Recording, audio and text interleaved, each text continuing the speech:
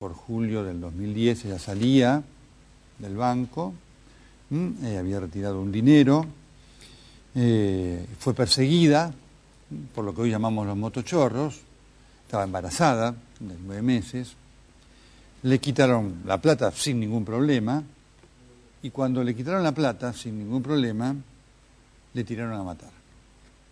Una historia que nos conmovió, que movilizó a la dirigencia política y que generó promesas de grandes cambios.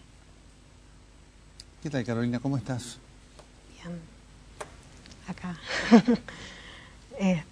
Nerviosa porque la verdad es que nunca di una entrevista en televisión. Pero bueno, creo que es importante que toda la gente que se preocupó por mí sepa que estoy bien, todos los medios. Pero bueno, que es muy difícil salir. Mi intención siempre es dar un mensaje positivo, pero la verdad que la pérdida de un hijo es irreparable en cualquier circunstancia y en una circunstancia como la que me tocó a mí es aún más. No a mí sola, o sea, hay muchísimas madres, lamentablemente, de hijos asesinados. Y uno nunca puede dejar de pensar en que la última sensación de su hijo fue el pánico. En mi caso, lo que yo le transmití, el pánico, porque el pánico es tal que yo ni siquiera sentí que me pegaron un tiro.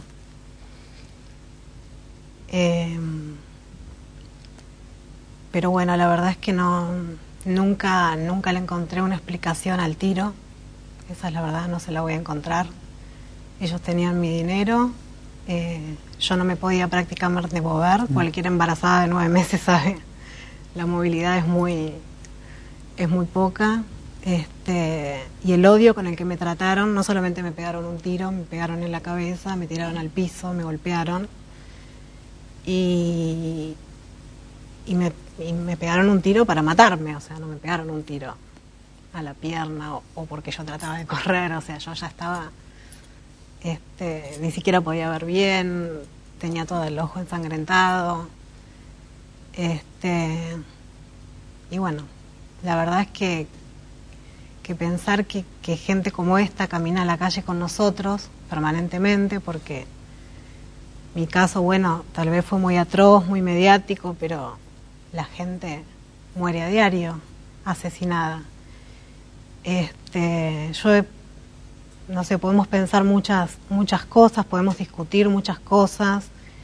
Yo he escuchado muchas veces que bueno, que al delincuente tampoco le importa su propia vida, que muchísimo menos le va a importar la de uno, pero yo no puedo justificarlo por ese lado porque realmente veo que la que muere es gente indefensa. O sea, yo no veo delincuentes enfrentándose a gente con custodia o a autos blindados.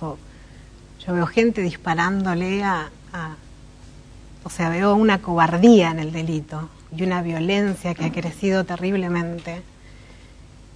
Y la verdad es que no puedo creer que no se puedan dejar todas las diferencias políticas a un lado para empezar a debatir este tema. Todos sabemos que hay problemas estructurales que se arrastran hace años, pero creo que es muy digno de cualquier gobierno que le toque gobernar, decir, este es el problema, lo arrastramos por esto, vamos a trabajar por esto. A futuro todos sabemos que más trabajo, mejor educación son soluciones. Pero bueno, sabemos que esto lleva tiempo. Mientras tanto muere gente y yo no puedo creer que no nos podamos reunir como sociedad, no para que se vaya alguien sino para exigir lo que nos corresponde, que es vivir tranquilos, porque el derecho a la vida, como decía este hombre, o sea, no, todos los otros temas toman una importancia tan mínima, porque la verdad que sin vida uno no puede hablar del dólar, de la inflación, o sea, es lo primero, entonces tiene que estar primero en la agenda, y no primero porque lo diga yo, o sea, es primero porque a la gran mayoría de los argentinos es lo que más nos preocupa, es la seguridad. Claro. Entonces no entiendo cómo no podemos tener un plan a nivel nacional, como te decía, más allá de las diferencias políticas, un plan a nivel nacional que se plasme en proyectos a niveles provinciales, porque bueno, es fácil decir Córdoba, Santa Fe, Buenos Aires, porque vivimos la mayoría, o sea, siempre el delito va a ser más, pero tiene que haber un plan generado por todos los funcionarios públicos, ponernos de acuerdo en eso. Yo no creo que sea tan difícil, no creo que haya tantas diferencias. ¿Te angustia mucho eso? A mí me angustia porque realmente lo veo tan fácil y a la vez tan difícil. Escucho a los políticos como victimizarse permanentemente, o la oposición porque no se lo escucha, el policía porque el juez, porque los legisladores, el sacrificio que es la política y lo que hacen, cuando en realidad es una vocación que la han elegido, que a la vez la gente los ha reivindicado con su voto, y es una posición a la que deben honrar. Y honrarla significa escuchar a la gente y nombrar los problemas que les preocupa a la gente. Si vos escuchás que a todo un país le preocupa la inseguridad, no podés no nombrarla como funcionario público. Hay que nombrarla con todas las letras, explicar, decir nuestras intenciones son estas, nuestros planes son estos, vamos a debatirlos. La ministra de Seguridad, con todos los ministros de seguridad de cada provincia, con cada municipio, con cada intendente. Creo que eso es honrar la política, y creo que es lo que no estamos haciendo, lo que no están haciendo. Mi objetivo siempre fue sumar y llevar un mensaje positivo, pero la realidad es que es difícil. La realidad es que los políticos no son víctimas, ellos eligieron estar ahí. Mi hijo no pudo elegir nada. En estas situaciones uno no puede elegir nada, es así. Y el que está muerto, bueno, muchísimo menos. Yo no elegí el lugar que me tocó, ellos sí lo eligieron. Por lo tanto, creo que deben cumplir con la sociedad, creo que deben cumplir con las preocupaciones de la sociedad, porque no existe un 2015 para mucha gente, ¿no? Claro, existe un efectivamente. 2015. Ahora, es impactante siempre uno de estos casos, porque la gente te ve afortunadamente viva, bien, con una nenita de 10 meses, la vida, por supuesto, la vida perdida no se recupera más ni se olvida más. No. Y muchos a lo mejor no saben lo que le pasa a la gente, ¿no? A quien sufre esto, cómo esto le cambia la vida por siempre, ¿no? Porque la vida cambia totalmente. Es como una vida antes y una vida después. Una vida en la que uno proyectaba y hacía las cosas en orden, y de repente un día toda esa vida desaparece, porque desaparece todo, porque sin tu hijo es como que todo lo otro se desvanece. Y bueno, yo pasé 42 días en terapia intensiva, tuve muchas operaciones, sufrí mucho físicamente, y cuando desperté de las drogas, sin siquiera poder hablar, sin siquiera poder moverme, porque mucha gente piensa que uno sale de terapia intensiva y se puede mover, y la realidad es que el cuerpo no funciona porque estuvo mucho tiempo quieta, la realidad es que una traqueotomía no te permite hablar durante mucho tiempo, y muchas veces uno se pregunta, yo me pregunté por qué me tocó quedarme para despertarme y no haber ni siquiera podido conocer a Isidro. Bueno, creo que justicia para él es una de las respuestas, y mi hija es otra de las respuestas. Pero la vida cambia radicalmente. La víctima, esto yo se lo he transmitido a funcionarios públicos, para mí la víctima queda desprotegida.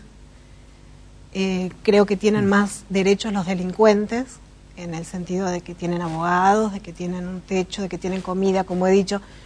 También podemos discutir las condiciones carcelarias. Yo soy licenciada en Trabajo Social, no es que no conozco, visité cárceles, visité villas. Sé que hay desigualdades sociales grandes. Pero bueno, se empieza empezando.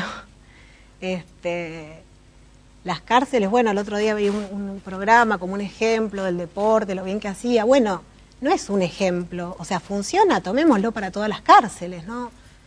No hagamos de una cosa que tendría que ser naturalmente como una excepción. Con tu caso se generó toda casi una reacción de los gobiernos, con tu familia Blosioli, Casal, se produjeron... Conmigo también hablaron. También, ¿no? Sí. Se produjeron modificaciones del sistema bancario y demás.